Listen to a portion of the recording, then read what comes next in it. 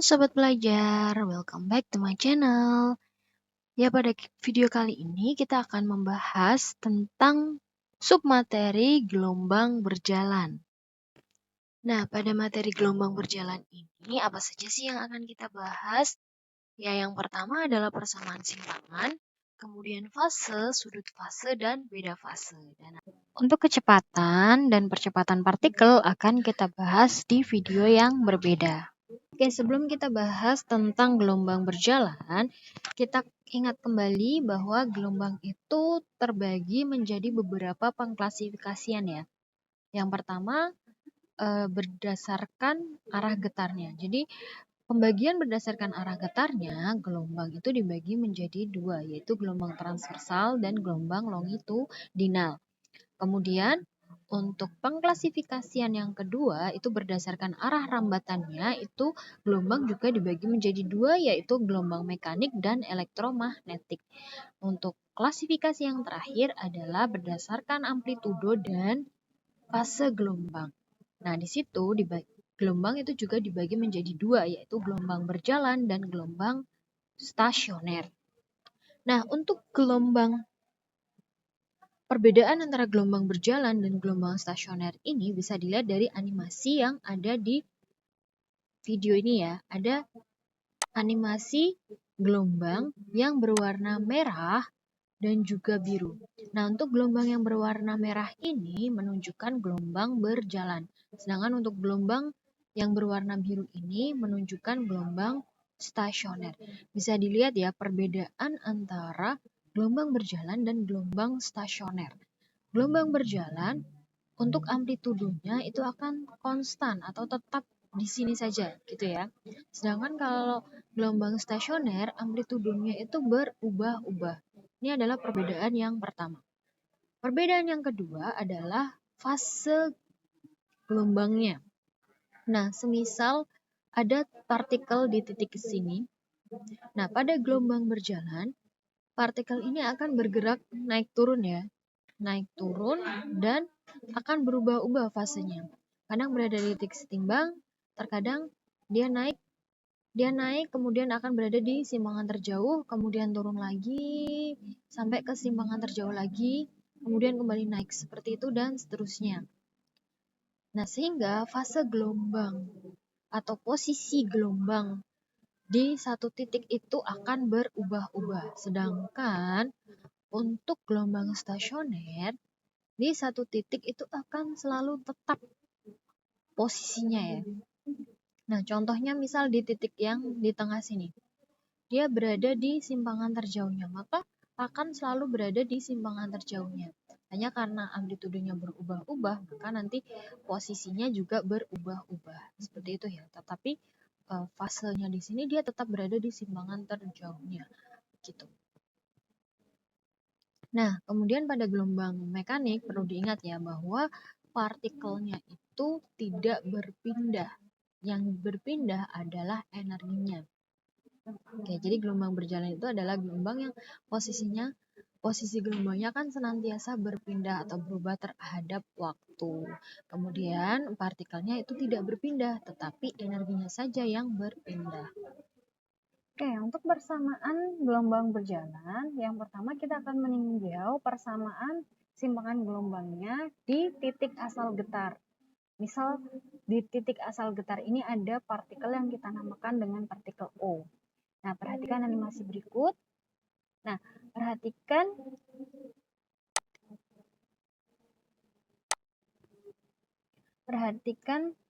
titik asal getarnya, titik yang hijau ini. Nah, setiap waktunya titik ini akan berubah posisinya di sumbu Y-nya ya. Jadi kita karena yang kita akan bahas adalah persamaan simpangan, maka perubahannya itu adalah perubahan di sumbu Y-nya atau dalam vertikalnya gerakannya, gitu ya. Nah, di sini setiap waktunya posisi vertikalnya itu kan berubah. Nah, kalau misalkan kita gambarkan grafik perubahan posisi vertikal terhadap waktunya, nah, maka akan kita dapatkan grafik seperti ini ya. Ini perubahan posisi di vertikalnya. Jadi di sumbunya ini adalah perubahan posisi di vertikal, kemudian ini grafik di sumbu X-nya adalah waktu. Nah, maka dapat kita lihat bahwa ketika titik asal getarnya ini baru akan bergetar, itu posisi partikelnya masih di titik setimbang. Kemudian ketika sudah mulai bergetar, misalnya bergetarnya ke atas duluan, maka perubahan posisinya itu akan ke atas ya. Jadi dalam detik kesekian itu berubah posisinya. Nah, naik, kemudian turun kembali ke titik asal getar, kemudian menjauhi titik asal getar, kemudian kembali lagi, dan kemudian ke atas lagi, dan seterusnya. Jadi grafik posisinya itu ini membentuk seperti gelombang transversal juga ya, jadi simpangannya. Nah, sehingga untuk persamaan simpangannya, nah kalau misalkan titik terjauhnya ini adalah A, berarti kan Y sama dengan A ya. Nah, tetapi ketika hanya Y sama dengan A, ini kan masih kurang tepat ya, karena partikelnya itu tidak hanya di titik A, kadang di titik setimbang, kadang setengah A, dan seterusnya, sehingga ini masih butuh penjelasan lagi. Nah, kalau kita lihat polanya, pola grafik ini itu kan membentuk pola grafik sinus ya. Kalau kita belajar trigonometri itu ada grafik sinusoida, kosinus, dan tangan. Nah, yang seperti ini itu adalah grafik sin. Nah, untuk tetanya, teta itu kan berarti melambangkan berapa pi, seperti itu ya. Nah, di sini kalau misalkan dalam gelombang, satu kali putaran itu kan 2pi ya, ya enggak? Nah, 2pi ini akan selalu berulang setiap periode. Kenapa? Karena kan untuk membentuk satu panjang gelombang itu dibutuhkan waktu sekian detik. Nah, waktu yang dibutuhkan untuk membentuk satu panjang gelombang kan kita sebut dengan periode. Seperti itu ya. Jadi 2pi per periode. Kemudian karena gelombang berjalan ini tidak hanya satu kali panjang gelombang ya yang terbentuk, nah bisa lebih dari itu, sehingga nantinya ini akan bergantung pada waktu. Nah, jadi berapa lama sih sumber getarnya ini bergetar sehingga nanti gelombang berjalannya yang terbentuk itu seperti apa, itu kan tergantung waktu. Oke, jadi ini bukan persamaan umum simpangan gelombang berjalan ya, masih belum, karena ini yang kita analisis hanya partikel di titik asal getaran gitu ya. Nah, untuk persamaan gelombang berjalannya, kita analisis sebuah partikel yang berjarak X terhadap titik asal getarnya. Nah, jadi kalau tadi kita menganalisis di sini ya, di titik asal getarannya, kita analisis di satu titik yang berjarak X seperti itu. Oke, perhatikan animasi berikut ya, pas belum mulai. Nah, ketika titik asal getaran ini mulai bergetar, titik-titik di setelahnya itu kan belum mulai bergetar. Artinya partikel di sebelah kanannya itu akan terlambat bergetar daripada partikel titik asal getaran. Gitu ya.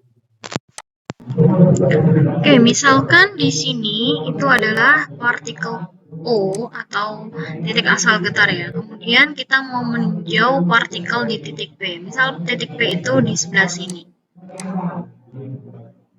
Oke, coba kalian perhatikan ketika nantinya titik asal getar ini mau, nah ini ya, mulai bergetar. Nah, titik P di sini itu kan bergetarnya lebih terlambat daripada titik asal getar. Tidak hanya titik P ya, jadi semua titik di sebelah kanan O itu bergetar lebih terlambat. Artinya waktu getar untuk titik di O dan di titik P itu akan berbeda.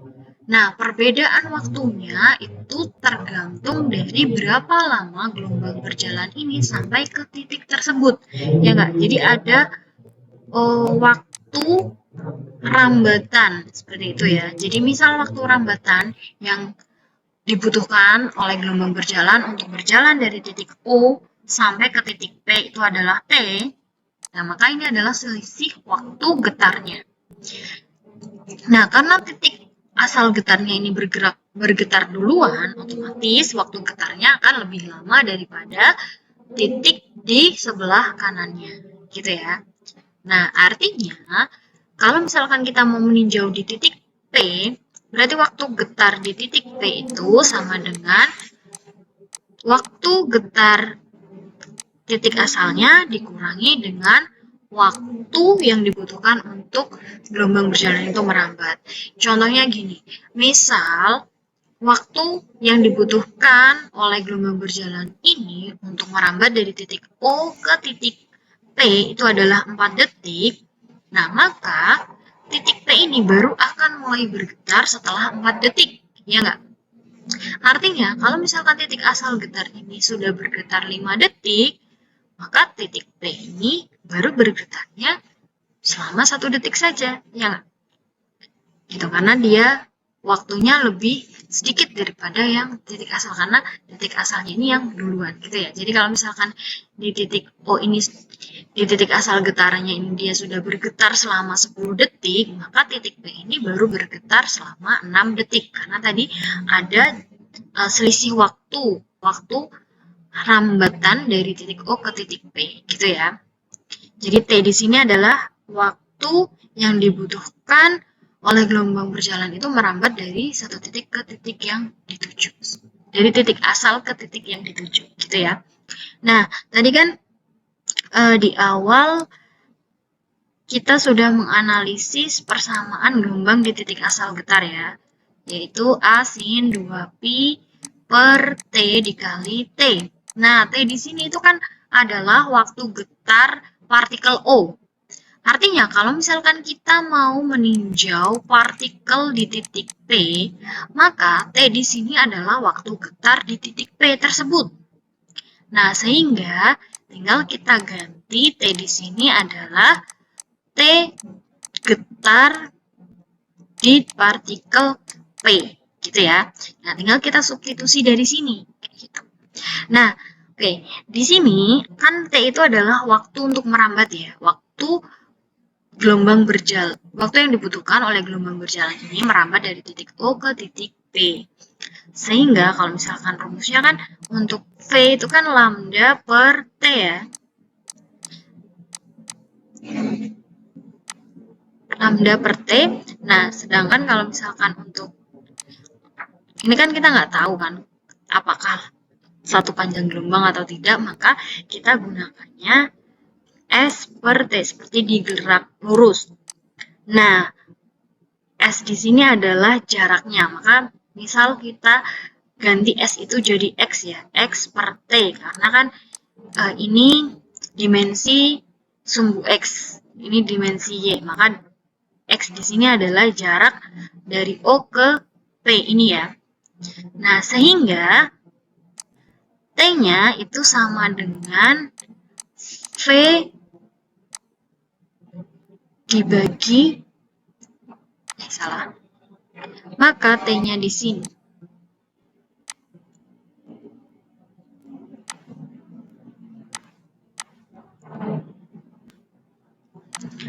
T di sini sama dengan X per V gitu ya. Jadi kita substitusi T di sini dengan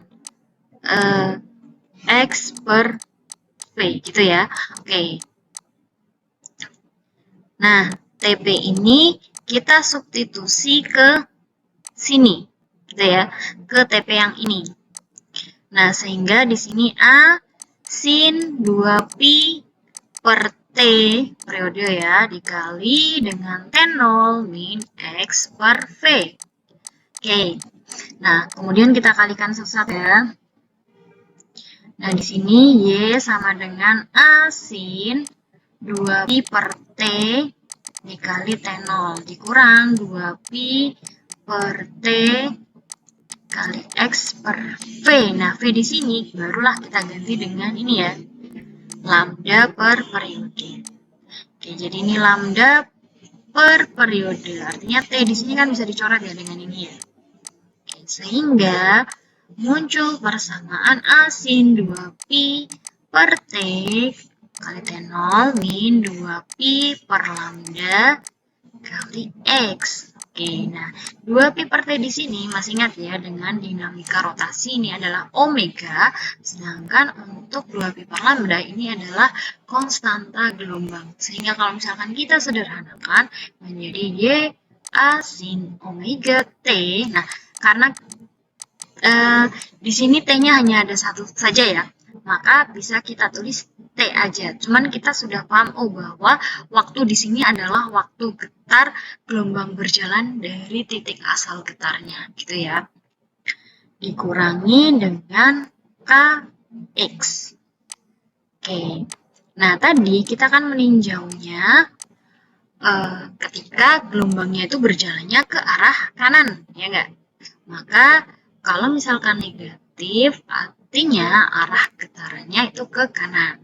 Sedangkan kalau misalkan ke kiri, itu berarti positif. Jadi nanti persamaan. Terus amplitudo ini juga sama ya. Kalau misalkan amplitudonya dari atas duluan positif, kalau dari bawah duluan negatif, gitu ya.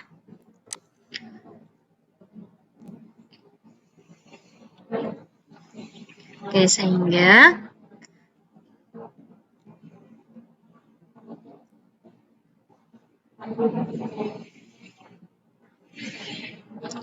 untuk persamaan umum di pusat getarannya adalah ini ya tadi.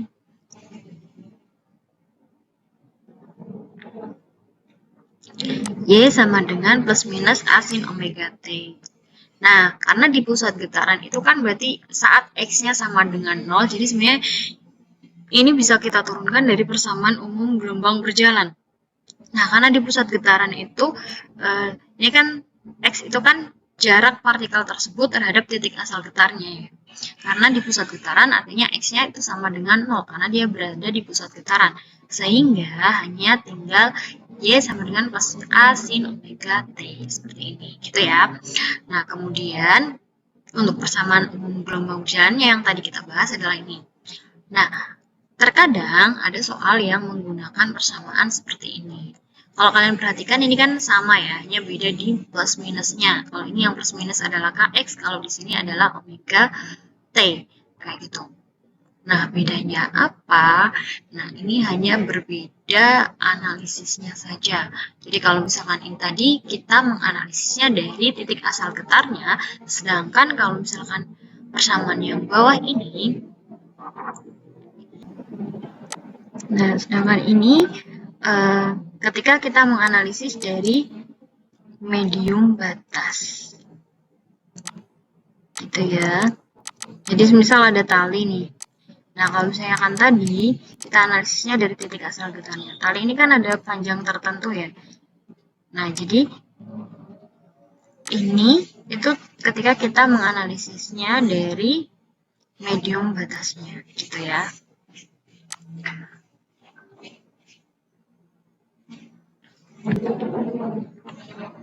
Oke, untuk yang selanjutnya kita akan bahas fase, sudut fase, dan beda fase. Oke, yang pertama kita bahas dulu tentang fase gelombang. Apa sih fase gelombang itu? Nah, mungkin kalian sering mendengar fase gelombang, tapi tidak paham apa makna dari fase gelombang itu sebenarnya apa sih? Ya, jadi fase gelombang itu adalah besaran yang menunjukkan seberapa banyak gelombang berjalan yang melewati suatu partikel di titik tersebut, di titik tertentu ya, pada medium perambatannya. Nah, ini yang kita sebut dengan fase gelombang, dengan simbolnya adalah V. Oke, contohnya gini. Tadi kan kalau misalkan suatu gelombang itu berjalan, titik tersebut itu hanya bergerak naik turun, gitu ya. Nah, artinya di sini misal kita mau menganalisis partikel di titik P ini. Nah, titik P ini kan akan bergerak naik turun ya. Nah, ada berapa fase yang dia lalui? Nah, satu fase gelombang artinya satu kali naik dan satu kali turun. Nah, artinya satu gelombang itu berarti satu panjang gelombang. Dia sudah bergetar selama 360 derajat atau satu putaran, gitu ya. Nah, kalau misalkan dia sudah bergerak naik turun selama satu panjang gelombang, ini ya, jadi ada satu panjang gelombang yang sudah melewati partikel tersebut ya. Nah, berarti dia sudah melalui satu kali fase, gitu ya. Kemudian nanti kan naik turun lagi nih, naik kemudian turun lagi. Nah, yang kedua ini berarti dia sudah mengalami dua fase gelombang. Nah, kemudian yang setelahnya berapa gelombang yang sudah melalui partikel ini bisa dilihat dari partikel selanjutnya ya. Ini ada 3 gelombang, 3 fase gelombang. Kemudian kalau misalkan ini berarti dia sudah melalui 3,5 fase gelombang, gitu ya. Nah, tetapi ini kan kalau misalkan kita benar-benar mengamati ya berapa kali partikel tersebut bergetar kayak gitu ya. Nah, tapi kan gimana kalau misalkan ada kasus lain yang lebih kompleks? Misal kita ditanyakan berapa sih banyak fase gelombang di jarak tertentu dan waktunya juga tertentu kayak gitu. Berarti kan kita butuh formulasi ya. Berapa banyak fase gelombang yang dialami oleh titik di mana saja dan dalam waktu kapan saja. Jadi kan ini akan lebih mudah ya untuk kita tahu di titik ini sih, di titik tertentu itu sudah berapa banyak fase yang dilewati dalam waktu sekian detik gitu. Oke, jadi sama seperti tadi ya. Karena satu kali panjang gelombang dibutuhkan waktu satu periode ya. Jadi waktu yang dibutuhkan oleh gelombang untuk membuat satu kali panjang gelombang itu kan disebut periode ya. Artinya untuk tahu berapa banyak fase gelombang yang sudah dilalui oleh titik P, fase gelombangnya artinya kan waktu getarnya dibagi periodenya berapa. Kayak gitu ya.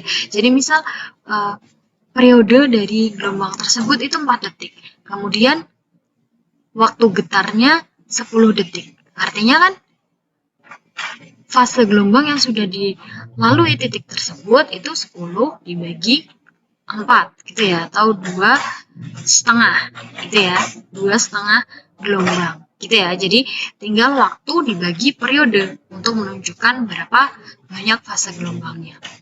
Nah, tetapi di sini waktu yang dimaksud adalah waktu getar titik tersebut. Artinya kalau gelombang berjalan antara titik asal getaran dan titik tertentu dalam jarak X itu kan berbeda ya waktunya, karena partikel di sebelah kanannya itu akan terlambat bergetar dibanding waktu asal getarnya gitu ya. Maka ada hubungan antara waktu getar di titik O dan waktu getar di titik P. Nah, sama seperti tadi, misal waktu yang dibutuhkan gelombang berjalan untuk merambat dari titik O ke titik P itu adalah T, maka kan hubungannya sama seperti tadi ya, bahwa waktu getar di titik P itu sama dengan waktu getar titik asal dikurangi waktu untuk merambat. Nah, sehingga kita bisa jabarkan dari persamaan ini, gitu ya. Penjabarannya sama seperti tadi. Berarti di sini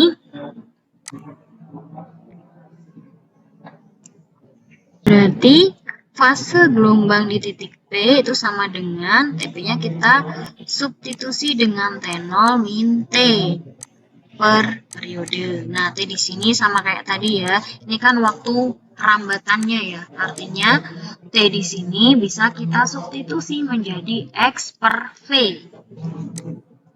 Berarti T0 dikurangi X per V dibagi dengan periode.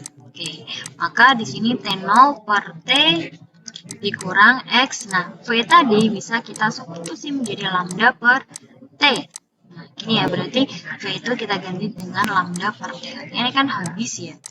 Sehingga untuk mencari fase gelombang di titik tertentu, itu adalah T per T min X per lambda. Jadi T di sini sudah kita ganti jadi T aja ya, karena T di sini berarti yang dimaksud adalah waktu getar dari titik asalnya, gitu ya. Jadi nggak perlu lagi kita cari, oh titik P itu bergetarnya berapa lama sih, karena ini sudah mencakup itu, gitu ya. Oke, jadi, nah tadi bisa dilihat ya, tadi yang kita analisis itu adalah ketika gelombangnya berjalan ke arah kanan. Nah, sehingga nilai negatif ini menunjukkan bahwa arah getarnya itu di sebelah kanan, gitu ya. Ini arah hambatannya adalah ke kanan. Sedangkan nanti kalau positif berarti arahnya ke kiri, gitu ya. Oke, jadi ini keterangannya.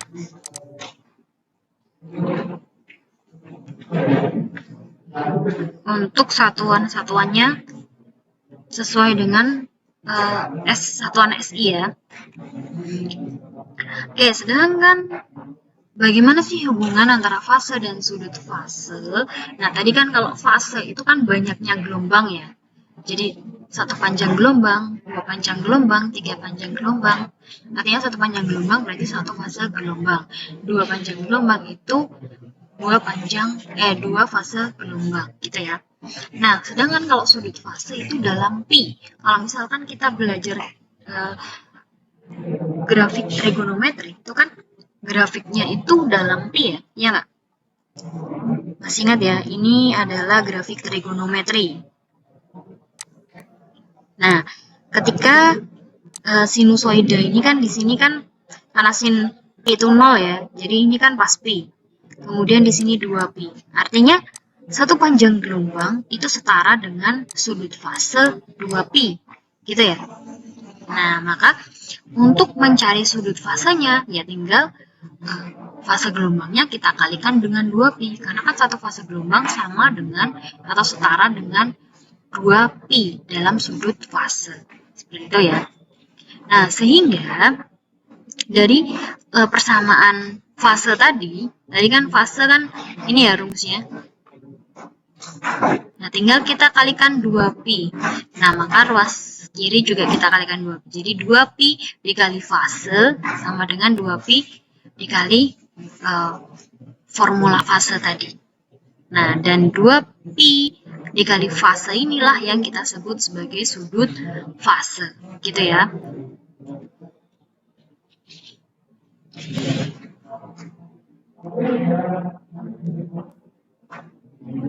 Oke, sekarang kita bahas tentang beda fase.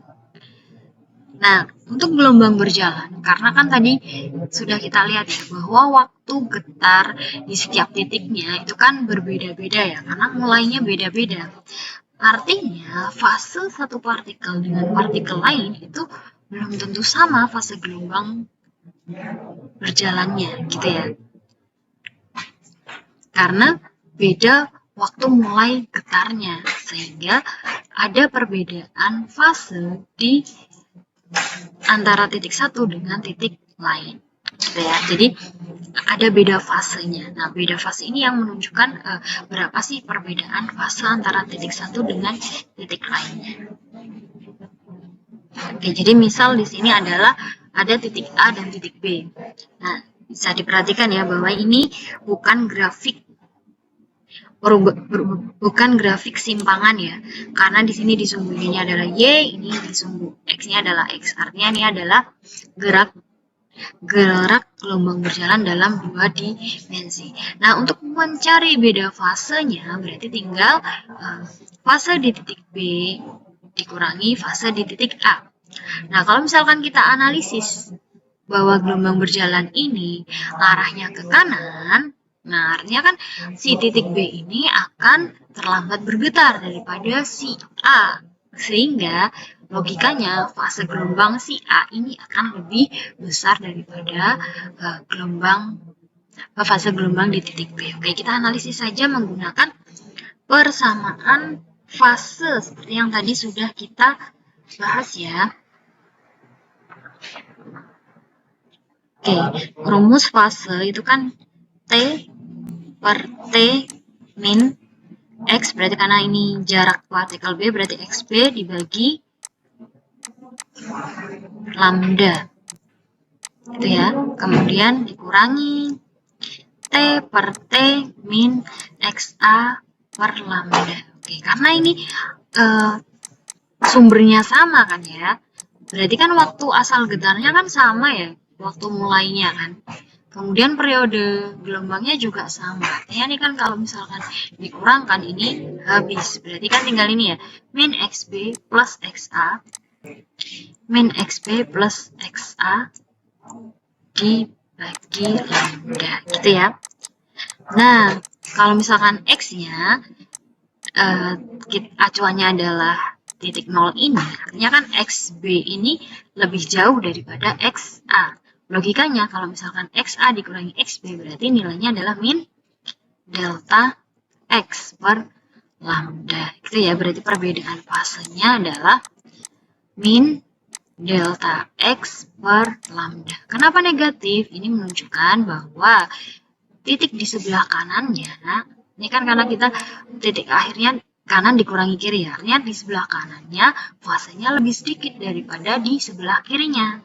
Nah, artinya kan berarti gelombangnya bergeraknya ke arah kanan, gitu ya, karena titik di sebelah kanannya terlambat bergetar, gitu ya. Jadi kalau misalnya minus, ini artinya gelombangnya berjalannya ke kanan, sedangkan kalau positif itu berjalannya ke kiri, gitu.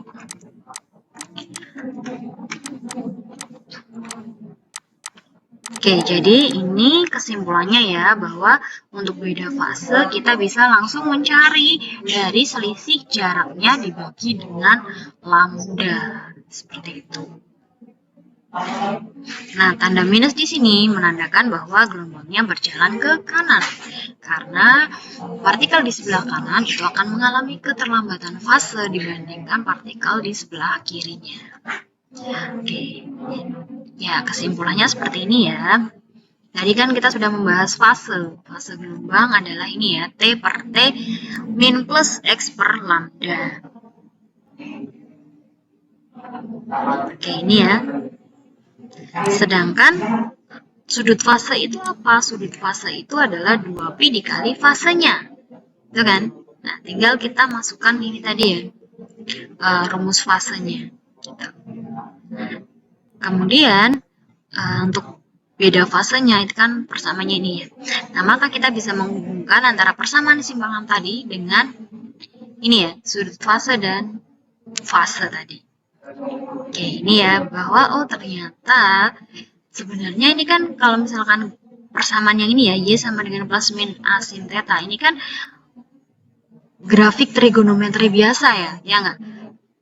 Nah, karena ini gelombang berjalan, maka tetanya tidak bisa hanya 2pi, 4pi, tapi bisa kita cari dari ini ya, 2pi dikali fase gelombangnya. Nah, fase gelombangnya tinggal kita masukkan ini, T per T min plus X per lambda. Atau kalau misalkan kita singkat menjadi ini, Y sama dengan plus min A sin omega T min plus KX. Oke, demikian video. Oke, kita masuk ke contoh soalnya saja ya, biar lebih paham. Oke, dari ini ya, ada persamaan gelombangnya ini ya, Y sama dengan 0,08 sin 10pi T min 8pi X. Oke, di sini berarti min KX-nya bernilai negatif, artinya arahnya ke kanan. Kemudian frekuensinya berapa? Berarti kita lihat dari omeganya, ini ya, yang di depannya T. 10pi ini adalah menunjukkan omeganya. Omega itu kan 2pi F, ya kan? Sehingga F-nya adalah 10pi dibagi 2pi. Berarti berapa? Ya, 5 Hz. Oke.